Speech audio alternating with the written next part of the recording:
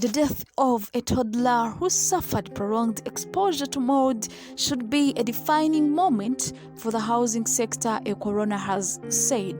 Awaab Ishak too died in December 2020 from a respiratory condition caused by mold in the one-bedroom housing association flat where he lived with parents Faisal, Abdullah and Aisha Aminin in Greater Manchester. Mr. Abdullah had previously complained to RBH about the mold, and the inquest at coroner's court was told. Giving her findings on Tuesday, Senior Coroner Joanne Casely said, "I'm sure I'm not alone in having thought, how does this happen?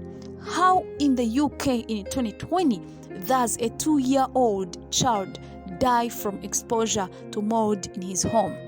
The tragic death of Awaab will and should be a defining moment for the housing sector in terms of increasing knowledge, increasing awareness, and deepening of understanding surrounding the issue of damp and mold. Addressing the toddler's parents, Mrs. Casely said, "I hope you know that Awaab will, I'm sure, make a difference for other people." In her findings, the coroner described Awaab as an engaging, lively, endearing 2-year-old. She said Mr. Abdullah reported mold developing in the street flat to RBH in 2017 and was told to paint over it. In June 2020, Mr. Abdullah instructed solicitors and initiated a claim over the recurring issue, but policy meant any repairs would not be done until an agreement had been reached, the inquest had. A health visitor also contacted RBH to raise the issue in July 2020, and an inspection that month found mold in the kitchen, bathroom, and a bedroom cupboard needed treatment. Mrs. Casely said the mold was due to normal daily living activities and a lack of effective ventilation.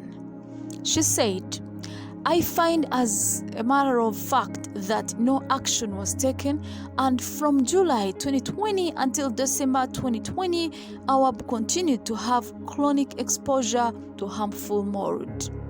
Awaab was taken to urgent care hospital on December 19th with shortness of breath and transferred to Royal Oldham Hospital before being discharged, the court had. The coroner said the family should have been told to call an ambulance or take him directly to Royal Oldham Hospital if he had further difficulties. Awaab deteriorated the next day, and his parents were advised by the community children's nursing team to take him back to the Rochdale Urgent Care Center. He went into respiratory arrest and then cardiac arrest while being transferred to Oldham, the inquest had. He died after arriving at Oldham.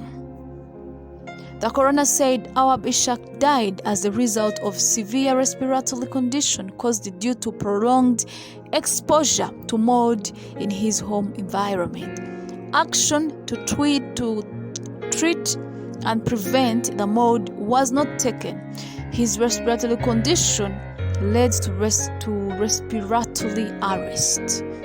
The medical advice given to his parents led to Awaab receiving suboptimal ventilation of his airway, which was unable to prevent his cardiac arrest.